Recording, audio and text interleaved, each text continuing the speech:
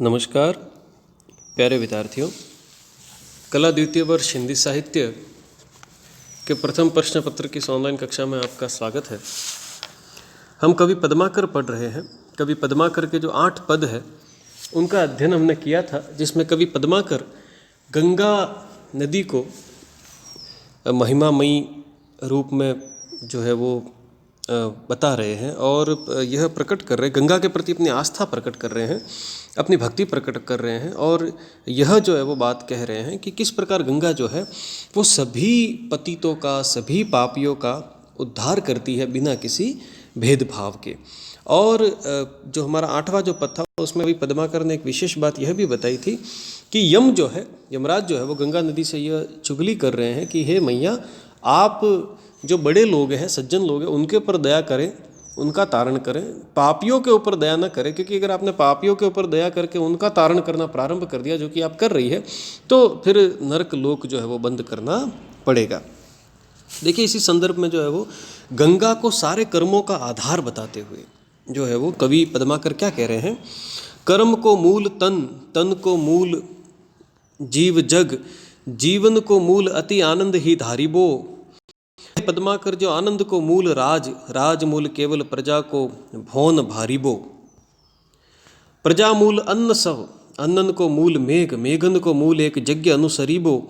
जग्गन को मूल धन, धन मूल धर्म अरु, धर्म मूल गंगा जल बिंदु पान करीबो। अब देखिए यहाँ पर कवि पद्माकर जो है वो सभी कर्म और धर्म का आधार गंगा नदी को बताते हुए क्या कह रहे हैं, कर्म को मूल तन, कर्म मतलब कार्य, जो भी कर्म हम करते हैं, जो भी कार्य हम जीवन में रहते करते हैं, अच्छे बुरे, उन सब का आधार या कारण जो है वो शरीर होता है, शरीर के माध्यम से ही करते हैं।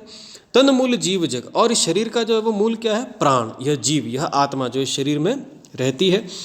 जीवन को मूल अति आनंद ही धारिब, और इस जीवन का मूल लक्ष्य क्या है, अति आनंद को धारण करना। सभी मानवों का यह प्रयत्न होता है कि जीवन में वह आनंदित रहे।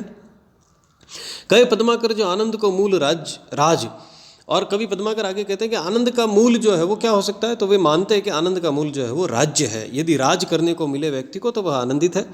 राज मूल केवल प्रजा को भौन भरिबो, और अगर राज्य मिल जाए, राज करने को मिल जाए, तो उस राज का मूल क्या है, अपने प्रजा का पालन पोषण करना। प्रजा को भौन भरिबो का मतलब प्रजा का पालन पोषण करना, यह उनका जो है वो मूल है। प्रजा मूल अन्न सब, अब प्रजा का पालन पोषण करने के लिए अन्न चाहिए, अन्न के लिए क्या, अन्नन को मूल मेघ, और अन्न चाहिए तो अन्न को उत्पन्न करने के लिए जिसकी जरूरत पड़ती है वह मेघ है, जल है।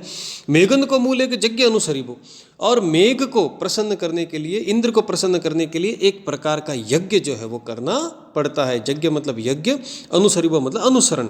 यज्ञन को मूल धन, आगे कवि पद्माकर कहते हैं कि यज्ञ करना है तो उसके लिए धन की जरूरत पड़ती है। धन मूल धर्म अरु, और धन के लिए धर्म की ज़रूरत पड़ती है। जो व्यक्ति धर्म का पक्का होता है उसके पास ही धन जो है वह स्थिर रहता है। और धर्म मूल गंगा, अंत में कवि पद्माकर कहते हैं कि सभी धर्मों की जो मूल है वह गंगा है। जल बिंदु पान करीबो, गंगा नदी के जल को पीने से समस्त प्रकार का धर्म लाभ जो है वो व्यक्ति को प्राप्त हो जाता है। तो इस प्रकार कवि पद्माकर जो है वो मानव जीवन के सभी कार्यों के मूल में गंगा नदी की महिमा और पवित्रता को स्वीकार जो है वो कर रहे हैं।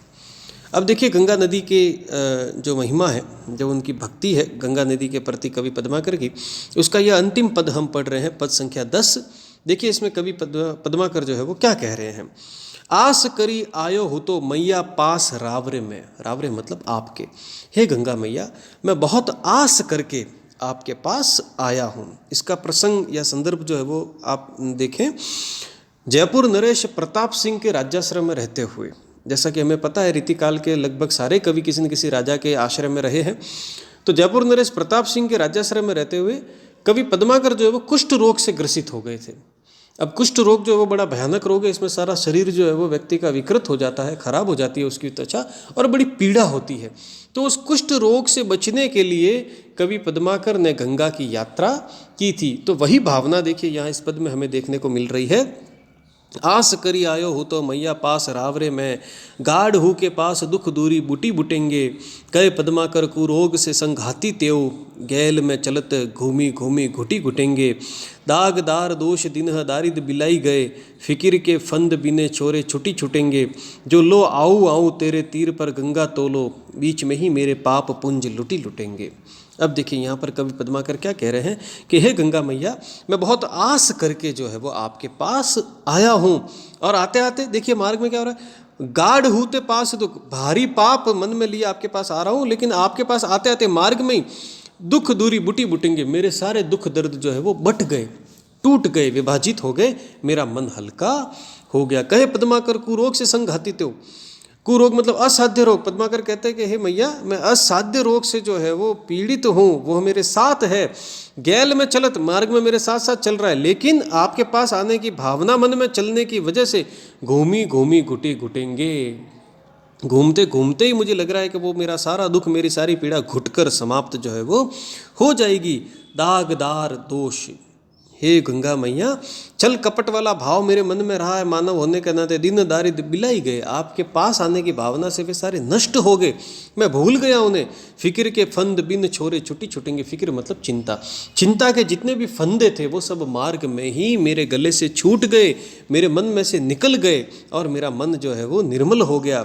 जो लो आओ आओ तेरे तीर पर गंगा तोलो, हे गंगा मैया, अभी तो मैं आपके किनारे पर आने ही वाला था, या आने ही वाला था, या आ ही रहा था, बीच ही में मेरे पाप पुंज लुटी लुटेंगे, कि बीच में ही मेरे जितने भी पापों के पुंज थे वो सब लुट गए, समाप्त हो गए। कवि पद्माकर के कहने का तात्पर्य यह है कि जो व्यक्ति सच्चे मन से गंगा मैया की शरण में जाता है, उसकी सारे दुख कष्ट पीड़ा जो है वो स्वतः ही समाप्त हो जाते हैं। तो इस प्रकार गंगा की जो है वो अवधारणा आराधना करते हुए, उसे याद करते हुए कवि पद्माकर ने यह गंगा नदी की स्तुति जो है वो इसमें की थी। अगले वीडियो में हम कवि पद्माकर का ऋतु वर्णन का अध्ययन करेंगे। धन्यवाद।